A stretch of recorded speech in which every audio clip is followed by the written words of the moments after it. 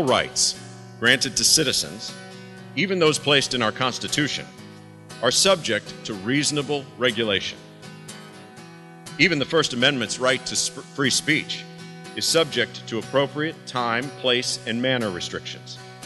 As everyone knows, you can't yell fire in a crowded theater. Passage of this amendment will continue to allow agriculture to be subject to reasonable regulation in our state. I certainly don't believe that CAFO permitting is done away with or is affected by this constitutional amendment.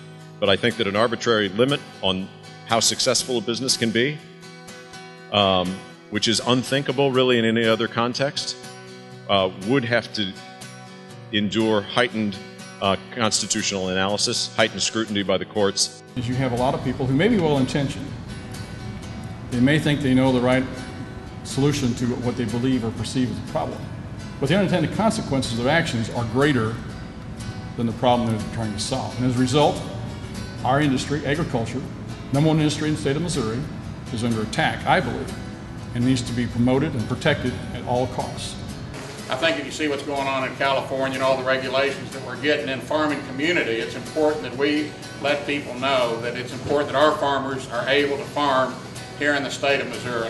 Missouri's right to farm, it basically says it right there. And we're seeing an onslaught coming from some of the very radical environmental and animal rights groups out there suing farmers, suing ranchers, suing ag industry, in many cases to try to alter their practices, to try to dictate to farmers just exactly how they're going to produce and how they're going to conduct their business in the future.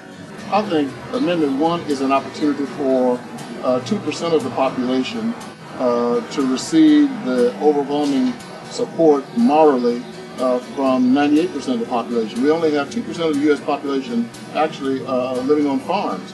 So that means that the rest of us are benefiting from that.